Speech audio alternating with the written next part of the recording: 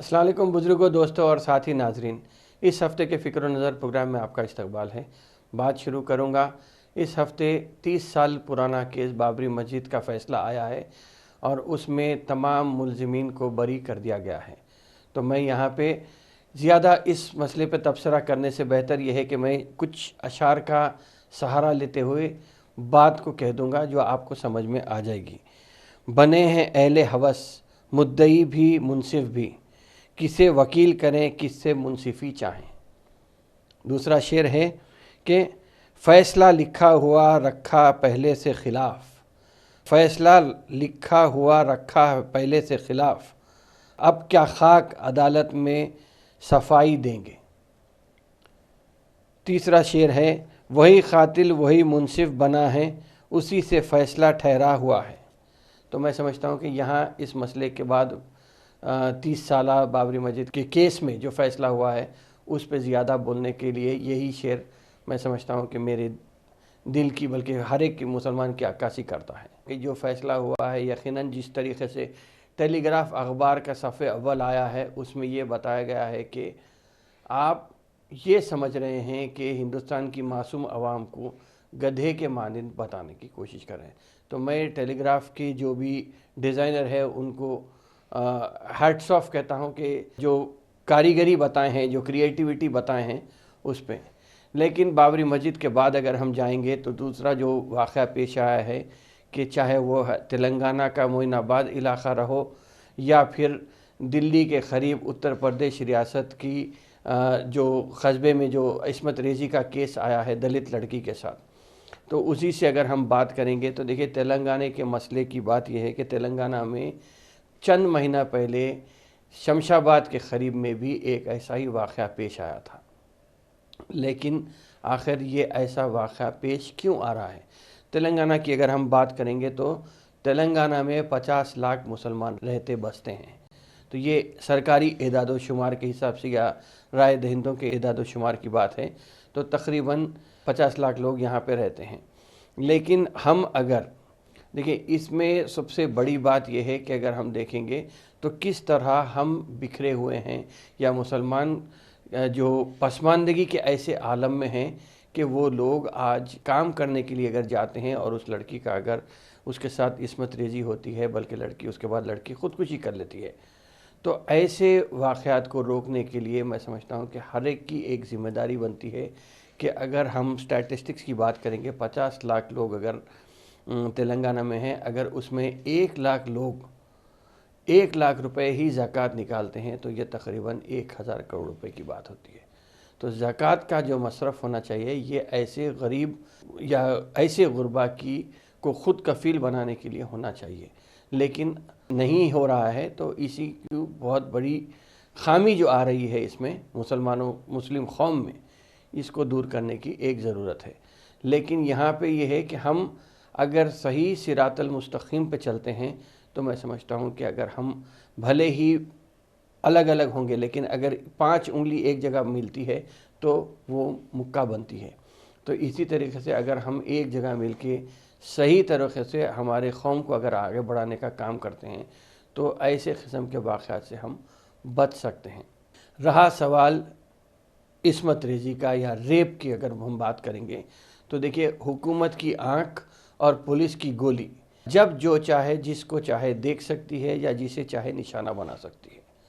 हथकड़ी से बांध कर कैदी को लाते हुए उनके हाथ में बंदूक थमा कर भी है सो एनकाउंटर होता है, या दिशा केस में अगर देखेंगे तो मुकाम वारदात को ले जाते हुए जब मुलजिमीन पुलिस की गिरफ्त से निकल के भागते हैं तो उनका भी एनकाउंटर होता है। तो पुलिस हुकूमत और पुलिस अगर चाहे तो यकीनन सही सिमत में या ऐसे वाक़यात को रोकने के लिए या फ़ैसले के लिए ये काम हो सकता है। लेकिन याद रखिए पुलिस को चकमा देकर बंदूक लेकर भागने की कोशिश करने वाले हो उनका एनकाउंटर होता है, और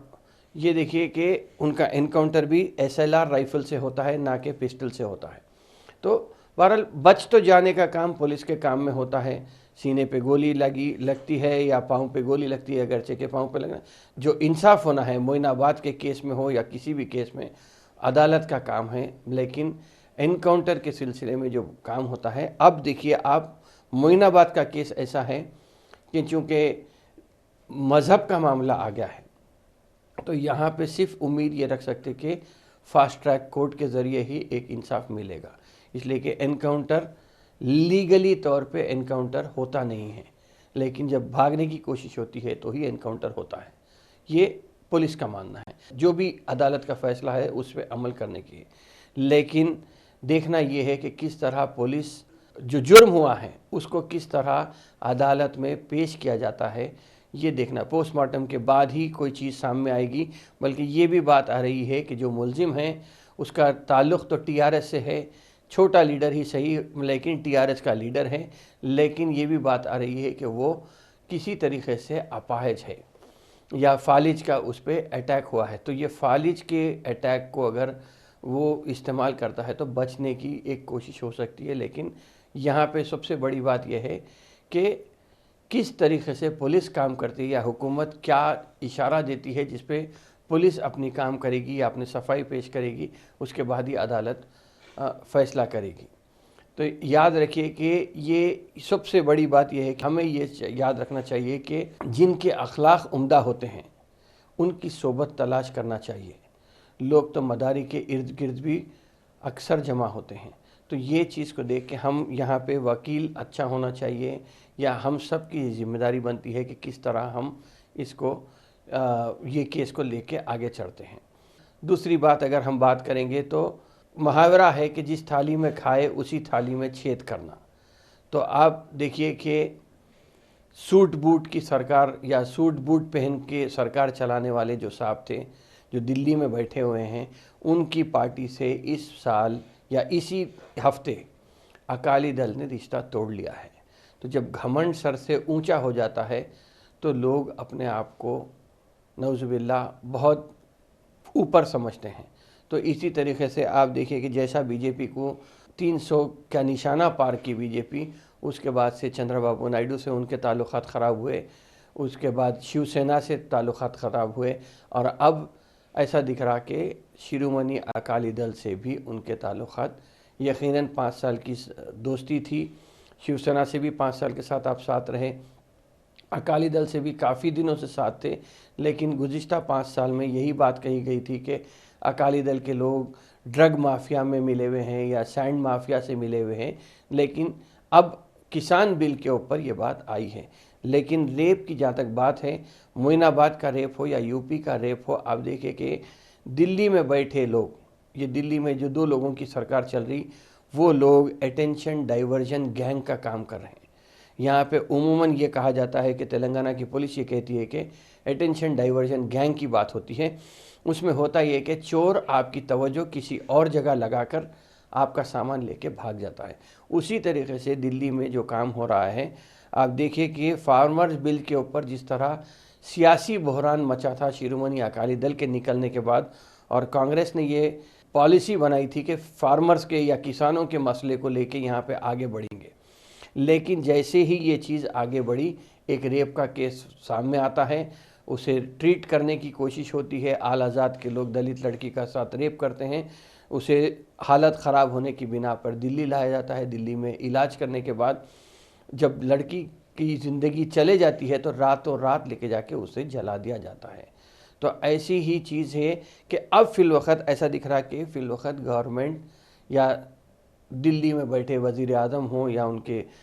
دست رفیق ہوں، امت شاہ ہوں، یا یہ دلی کی گورنمنٹ کو اگرچہ کہ تعداد آپ کے ساتھ ہے یا اکثریت آپ کے ساتھ ہے، لیکن اب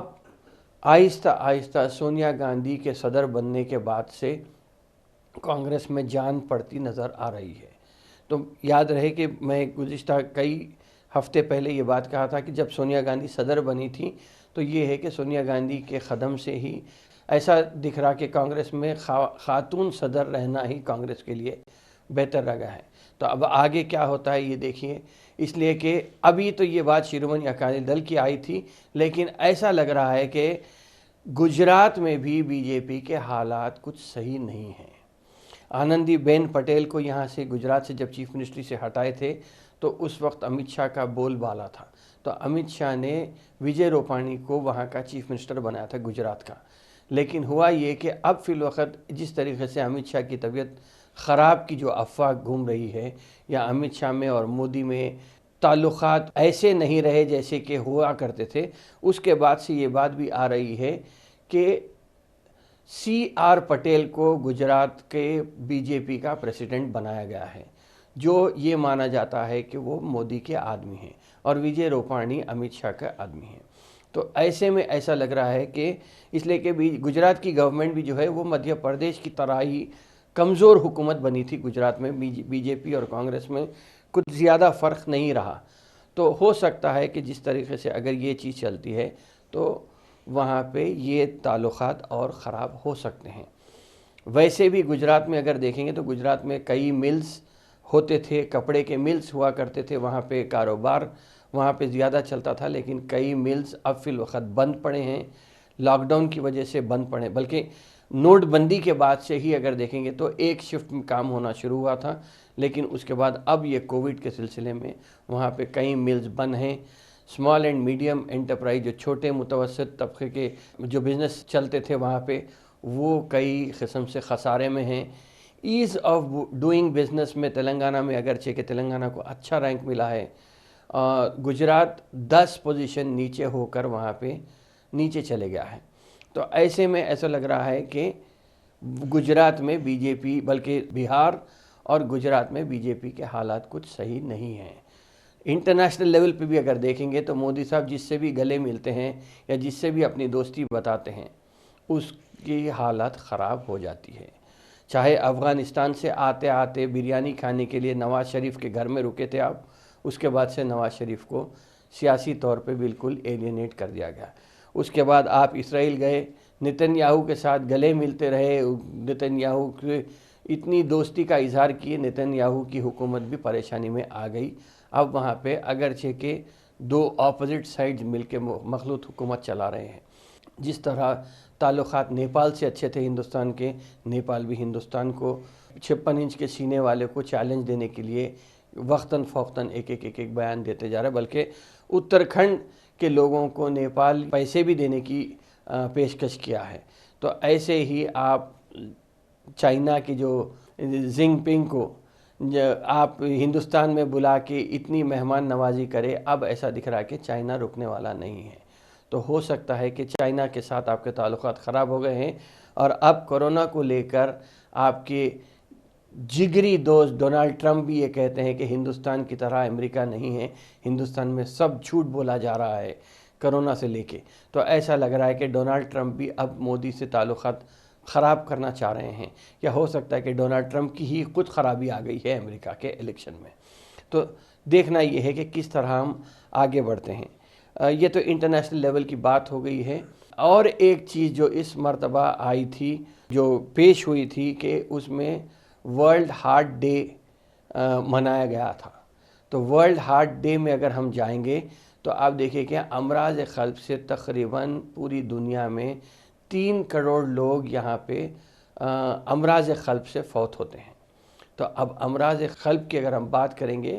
تو بی پی، کولیسٹرول اور شوگر، یہ 3 کاز ایسے چیز ہیں جس کی وجہ سے امراض قلب ہوتے ہیں۔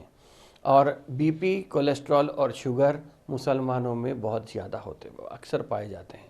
یہ کیوں ہوتے ہیں؟ اس کے لیے کئی وجوہات ہیں، لیکن جو عام سمجھ میں آنے والی بات یہ ہے کہ رات کو لیٹ جاگنا۔ گزشتہ پروگرام میں نے کہا تھا کہ فجر کی ٹائم پہ اذان میں تبدیلی ہوتی ہے، کہ الصلاۃ خیر من النوم کی بات ہوئی تھی، تو کچھ جان پہچان کے لوگ فون کیے کہ آپ مغرب اور عشاء سے ریلیٹڈ زیادہ بات نہیں کیے۔ تو الصلاۃ خیر من النوم میں یہ ہے کہ نماز نیند سے بہتر ہے، تو صبح کا جلد اٹھنا میں سمجھتا ہوں کہ صحت کے لیے بہت اچھی علامت ہے۔ اور رہا سوال مغرب کی نماز اور عشاء کی نماز جو آواز بلند پڑھی جاتی ہے، میرا ماننا، دیکھیں مذہبی اعتبار سے میں زیادہ بات نہیں کروں گا، لیکن میرا ماننا یہ ہے کہ اللہ کے طرف سے یہ نشانی ہے کہ مغرب کے ٹائم پہ آپ اپنے گھر میں داخل ہو جاؤ، اور عشاء کی جیسا نماز ہوئی آپ کھانا کھا کے ریٹائر ہونا کی تیاری کرو یا سو جانے کی تیاری کرو۔ لیکن ہو رہا یہ کہ ہم مغرب کے بعد ہم اکثر ایکٹیو رہتے ہیں اور عشاء کی نماز کے بعد ہیوی کھانا کھا رہے ہیں، چاہے وہ بریانی ہو یا حلیم ہو یا گوشت سے ریلیٹڈ ہو، ہم ہیوی کھانا کھا رہے ہیں۔ صبح دیر سے اٹھنے کی وجہ سے ورزش بھی ختم ہو گئی ہے۔ عموماً مسلمان کا یہ روٹین یہ ہونا چاہیے کہ جس طرح سحری اور افطار ہے، تو سحری اگر ہم کرتے ہیں صبح صبح اور افطار اگر کرتے ہیں تو 2 وقت کا کھانا ہوتا ہے۔ بیچ میں ٹھیک ہے آپ سنیکس کے طور پہ یا بالکل غذائی طور پہ اگر ہم کھاتے ہیں تو یہ ایک عام مسلمان کا کھانا ہونا چاہیے۔ بلکہ یہ بھی بات آئی ہے کہ ایک حدیث کے مفہوم یہ ہے، اس میں یہ ہے کہ آپ کے پیٹ کو 3 حصوں میں ڈیوائیڈ کیجئے، ایک حصہ کھانے کے لیے، ایک حصہ پانی کے لیے اور ایک حصہ ہوا کے لیے۔ ہو رہا یہ کہ ہم 90% بلکہ 100% پورا کھانے سے بھر لے رہے ہیں۔ تو یہ چیز کو روکنا بہت ضروری ہے تاکہ ہم ہیوی فوڈ سے بچیں گے، ایسیڈیٹی سے بچیں گے، دل کی جلن سے بچیں گے، ہارٹ اٹیک سے بچ سکتے۔ دوسری بات یہ ہے کہ سورہ رحمان سکون کے لیے ہے،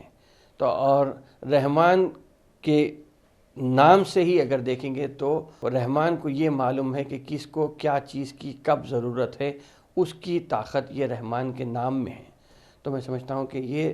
سورہ رحمان کا ورد اگر کرتے رہیں، بلکہ سورہ یونس میں بھی اگر یہ بات دیکھیں، ایک آیت دیکھیں گے تو اس میں یہ آیت ہے کہ امراض قلب کے علاج اس کتاب میں موجود ہے۔ تو میں سمجھتا ہوں کہ سورہ رحمان ہے یا سورہ یونس ہے، اگر ہم ایسا کرتے تو یہ اس سے بھی ہم اپنے آپ کو بچا کے رکھ سکتے ہیں۔ آخری بات کہتے ہوئے میں اپنی بات کو کروں گا کہ لوگ اخباریں، کتابیں، رسائل خرید کر پڑھتے ہیں لیکن گھر میں رکھا ہوا قرآن نہیں پڑھتے۔ تو آج اس بات کو ضروری ہے کہ ہم قرآن کو ایک عام زندگی میں آپ رینڈملی ہی صحیح لیکن ایک صفحہ ضرور پڑھنا شروع کیجئے تاکہ اپنے حالات، اپنے آس پاس کے، اپنے اہل و عیال کے حالات کو بہتر بنا سکتے ہیں۔ یہاں پہ میں اجازت لیتا ہوں، انشاءاللہ پھر ملاقات ہوگی فکر و نظر پروگرام میں، آئندہ ہفتے پھر بات ہوگی۔ شکریہ بہت بہت، خدا حافظ۔